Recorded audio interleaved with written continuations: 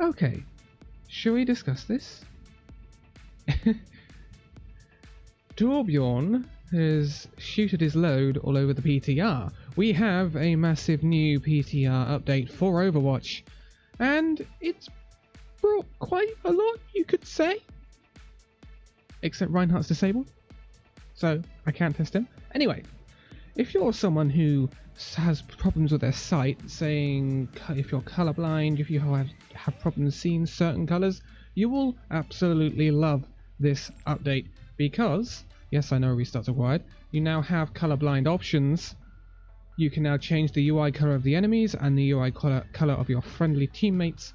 You can alter the strength of that, and you can also add some different filters to cater for your certain needs. This is something that has been needed in the game for a very long time. A very, very long time. But also something else, as you'll see in a minute, is the enemy UI and the friendly UI color could have benefits even if you're not visually impaired in some ways. And I'll talk about that in a minute. Plus the left-handed side general chat's going crazy for some reason. There has been a lot of changes on this PTR. I'm sure you're aware I'm a bit late with this video. We're going to go into the practice range. New Torbs here, or new Torbs on the PTR, shall I say. This will load a bit weirdly because this is on a hard drive instead of an SSD for normal Overwatch. But it's not just Torbjorn that's hit this PTR. As you can see, Reinhardt is currently disabled. That's unfortunate, because something I would like to show you is there is lovely new barrier animations to make things look just a bit nicer. And I forgot I fiddled around the settings, and this is kind of mucking me up a bit. But this new barrier, it's very nice. I'm not sure whether it's a bit too perhaps it needs to be a bit more translucent. I'm not sure. But there's new barrier animations for everyone. That also counts for Whirlwind, not Roadhog, because Roadhog doesn't have a barrier. That also counts for Winston. He has a yellow barrier, and there's a reason for that. You won't all get a yellow barrier unless you change your settings.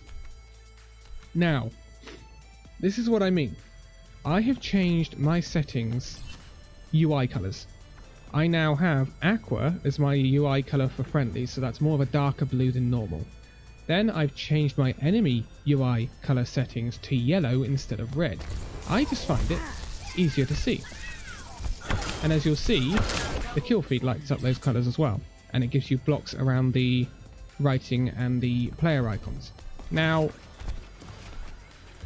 this is brilliant, and this should have been around for a while, but this is mainly coming because of this is like Overwatch League technology.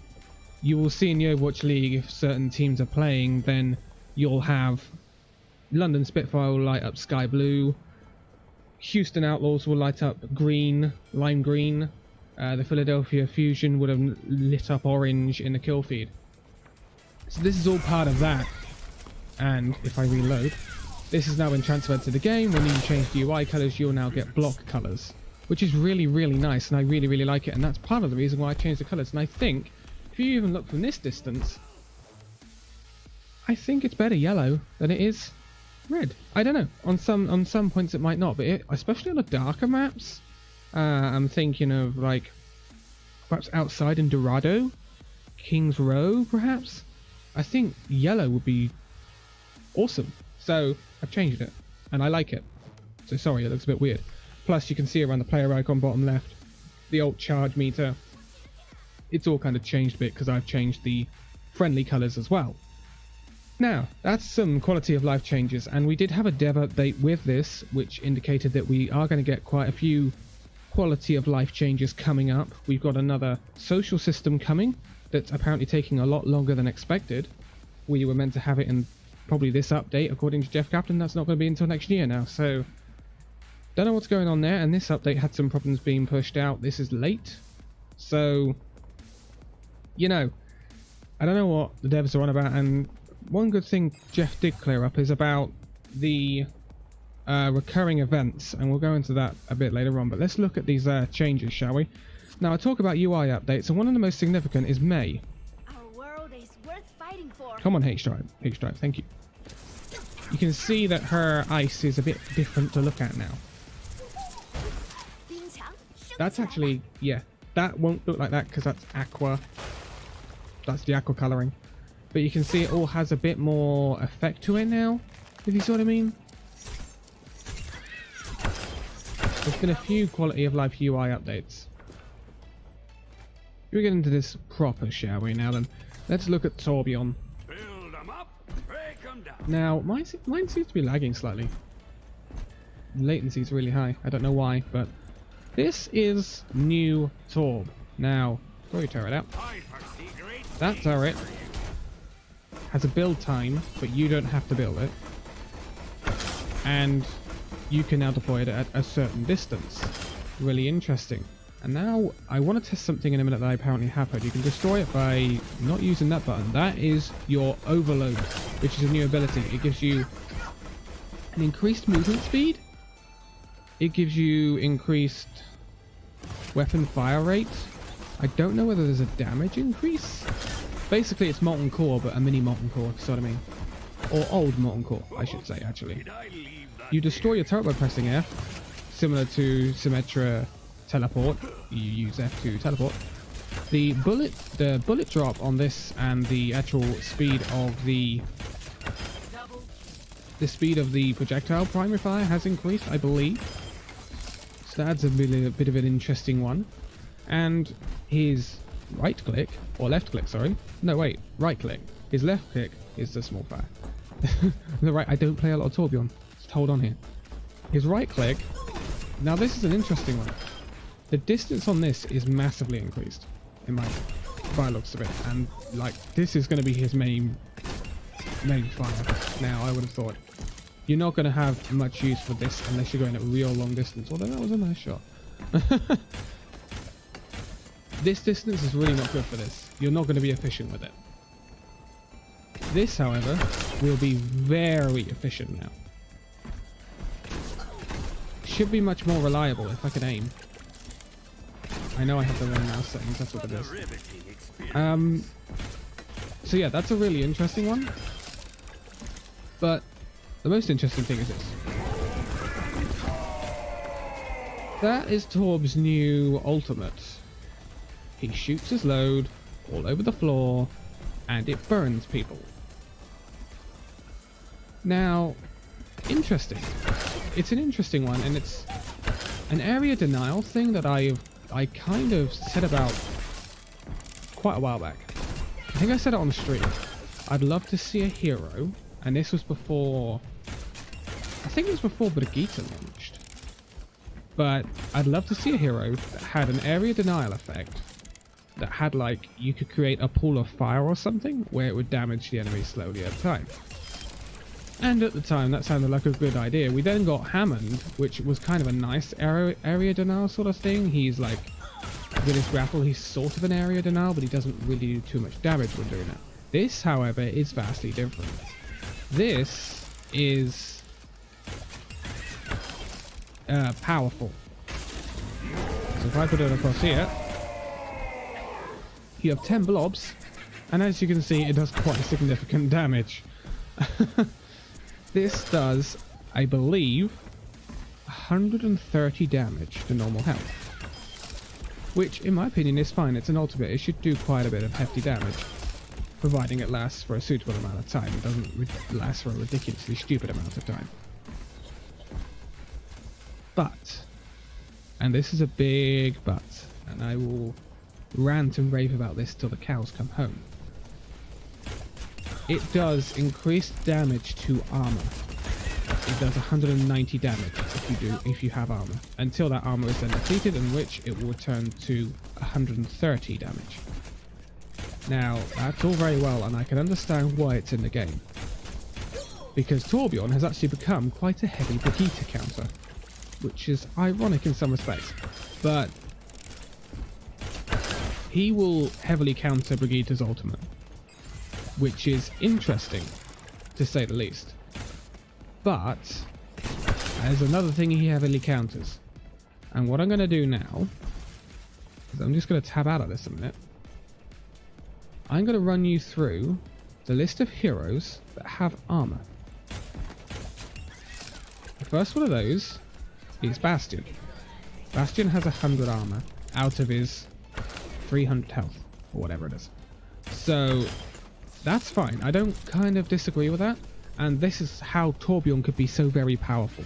I'm thinking on the attack of Horizon Lunar Colony, if you've got an Orisa Torb set up, just spray it on him. Shoot your load all over him. It'll bounce off barriers, but if you can get it behind them, and it does kind of have an arc if you want to try and use it, then you will just destroy the Bastion. He'll be dead. And then Orisa will have taken an enormous amount of damage because they're slow moving heroes. So this heavily counters that comp. So Torbjorn actually on attack of the Horizon Lunar Colony might actually become quite powerful against that sort of comp. I don't see him being that useful against a dive comp though. My god, my angel. So yeah, that's interesting. Brigitte has 50 base armor. Now, we talked about Brigitte already. Again, he will counter Brigitte. He is, you know, if Brigitte just use her ult and you just spray this all over them during the fight, it just negates her ult because it will just melt the shield, the armor she's given out so quickly. Then we get into the interesting ones. D.Va, Orisa, Reinhardt, Winston, Wrecking Ball. All of the tanks, apart from Zarya and Roadhog, require and have armor. So, you know where I'm going with this. Torbjorn is a tank buster. And a heavy tank buster at that. And this annoys me an amazing amount. Yet again, there's been a patch for Overwatch that poops on the tanks. Or shall I say, shoots a load of tanks. Yeah, I'm not happy. You see how powerful it is? Yeah, Torbjorn is a heavy tank counter. So it's annoying, and I wish I had a bot here that had armor so I could... Why am I shooting the sound? That's really annoying. I wish I had a bot here that had substantial armor to show you, but he melts armor heavily. So you remember that 190 damage on armor. So basically, one tick of that ultimate will disintegrate D.Va's armor, it will disintegrate Orisa's armor, it will disintegrate Reinhardt's armor. It will completely get rid of Wrecking Ball and Winston's armor. And there is where I like, yeah, another basically hit against tanks. Blizzard, Overwatch devs, Jeff Kaplan, I will say it again, and I've said this for quite a while now, and it's the reason I don't play this game as much as I have been. I used to have. It is not enjoyable to play tank, especially not main tank at the moment. You go and introduce a rework which is going to make it worse. There is a serious main tank problem in this game, and it needs to be fixed. You just see where I'm going with this, right? So this is not good for your static stodgy comps. Goats, this will be bad. This will be bad for. 3-3 this will be bad for. So you're talking 3-3. You're talking Reinhardt, D.Va Zarya, or sorry, the Reinhardt D.Va Roadhog, or something like that, or even like Winston D.Va and perhaps a Roadhog or a Reinhardt or whatever. And then you'd have Brigitte, Lucio, and then you have a choice of Zen or Moira. Those sorts of comps, this is like a counter to those comps, and I understand that. But there needs to be an update that improves lives of main tanks. Please. If that happens, I end up playing a lot more Overwatch. But another big change, and this is a really interesting change, is Farah. Farah, this is almost like a rework. Her shots now have less explosive area damage. Is that what I'm meant to be saying here? Okay, so she's always had the real strong impact damage, right? Like that. That has actually been buffed and she does more damage with direct hits. But these hits will do less damage. Much less damage. Basically, what they've done here, I would normally kill that bot, by the way. On live servers, you'd kill that bot. Same with that. But it's rewarding direct hits, so with Farah, you're going to have to aim a lot more now. A lot more. She also has more mobility now, and this is something I need to test myself. So if you see, the jump is much higher now. If you shoot and press spacebar, it's a lot higher. She's been given a boost on her mobility, which is really interesting. Again, I believe concussive blast is now on a less cooldown. If I can actually make words happen. So concussive blast used to be on a 12-second cooldown. It's now on a 9-second cooldown. Again, it's nice. It's nice. But you see, you've got to be a lot more accurate with Farah now. A lot more accurate. It's going to change the way she was played quite drastically. If you can hit direct hits with Farah, this is going to reward you highly. So, and I know we're talking about really high level players, but the Overwatch League Farah air battles are going to be insanity next season. Absolute insanity. And it's going to be less a case of, and this is something I'll admit I used to rely on, if there was an enemy Farah just at this red ledge here, I would hit the ledge and she'd get hit by the splash damage. That is going to be less of a thing. So you're going to have to be a lot more accurate with Farah now, which in some respects is good, some respects is bad. Another good thing is the explosion knockback. So that has apparently been reduced by 20%. Fan-bloody-tastic. I love that, and the reason I love that is because it reduces the amount of CC and booping in the game, which is something that's well needed. And I admit, you know, Lucio's boops in the game, but that's one ability, you know, if you get Lucio booped, then you get Lucio booped. But everything has a certain knockback at the moment for some reason, and that's annoying. So that's an issue that's been addressed with Farah that I quite like.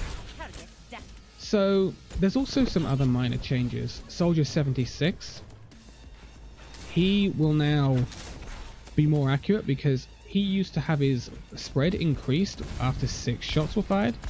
Now it's 9, so you can be a bit more accurate. With Soldier 76, that makes it easier for you to counter Farah's if you needed that. McCree's roll cooldown has been decreased from 8 seconds to 6 seconds. So that's a really good thing for McCree. That's going to make him a bit more powerful than he was. Because McCree has always had this problem with not being able to get out if he gets dove on by a Winston or whatever. So that's a bit of an extra get out, but his roll really doesn't take him too far. So we'll see about that. There has been a buff to a certain tank. That is Orisa. Her spread is now less. It's not massively less, but it's nicely less. If you see what I mean. It gives you a bit of a nicer feel. If I do it from you had to kill that bot now, didn't you? If I do it from range, it's a bit more accurate because there's less spread, and that's a really nice update. The last thing I wanted to talk about is the up and coming events. Now this isn't in the patch notes, obviously. This is just something that Jeff talked about in his dev update. The next event is Halloween. Junkenstein's Revenge. It will not be that different from what it was last year. Some minor tweaks to the game modes, but there won't be any riveting, crazy new game modes for Halloween. And that is interesting. Now, he's given a reason for this. Basically, the dev team for Overwatch is concentrating a lot on quality of life changes and hero balancing right now. And you can see that there has been a lot of patches now where they are literally just balancing heroes, sorting them out, making them buffing them or nerfing them when they needed to be or whatever. And you can also see now with these the colorblind options and stuff like that, and the social features, there's now a lot more quality of life changes coming to Overwatch. And there's like a few little settings that have been added, like Lucio's wall ride. You now have settings where you want it to follow walls or not, or whatever. So there's a lot of quality of life changes, and apparently this is taking away from, well, not taking away, but they're concentrating on this rather than concentrating on new crazy game modes. And I understand that from a point of view. And they do put a lot of work into the Archives event. The Archives event takes a lot of time, apparently. It took them a lot of time to do Uprising. It took them a long time to do Retribution. Apparently they were working on Retribution either just after they finished Uprising, so just after Uprising went live, or even like before Uprising went live. That's crazy. So they pump a lot of work into that Archives event, which means hopefully the next Archives should be really, really cool. Because Retribution was certainly that. It's the best event in the game's history. That's without a doubt. The problem is, and I understand it, and once these UI, these quality of life changes have gone through and the devs are happy with where some of the heroes are, I'm hoping we'll see more of it.